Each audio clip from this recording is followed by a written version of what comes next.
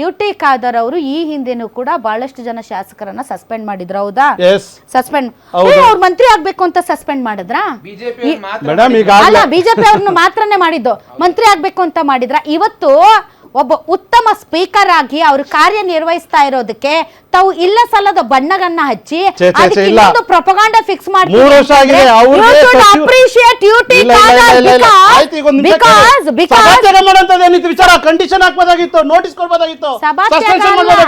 ಇವತ್ತು ಬಿಜೆಪಿ ನೀವು notice suspend ಮಾಡ್ತೀರಾ?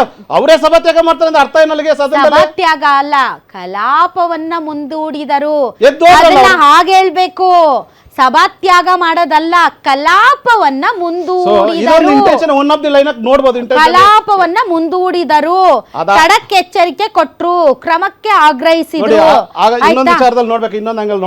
ಹಾಗಾದ್ರೆ ನೀವು ವಿರೋಧ ಪಕ್ಷಗಳು ಒಬ್ಬ ಸ್ಪೀಕರ್ ಪಕ್ಷಾತೀತವಾಗಿ ನಡ್ಕೊಳ್ತಾ ಇದ್ದಾರೆ, ನಮ್ಮ ಪರವಾಗಿ ಶಾಸಕರುಗಳು ಕೇಳಿದ ಪ್ರಶ್ನೆಗಳಿಗೆ ಸಚಿವರ ನಿರುತ್ಸಾಹ, ಅವರ ಗೈರು ಹಾಜರಿಯನ್ನ ಪ್ರಶ್ನೆ ಮಾಡಿದ್ದಾರೆ ಅಂತ ನೀವು ಅಪ್ರಿಶಿಯೇಟ್ ಮಾಡೋದು ಅವರನ್ನ ಮಾಡ್ತಾ ಇದ್ದೀರಲ್ಲ, ಹೇಗಾಗಿದೆ ಪ್ರತಿಪಕ್ಷಗಳಂದ್ರೆ ಎಲ್ಲದಕ್ಕೂ ಟೀಕೆ ಮಾಡೋದು.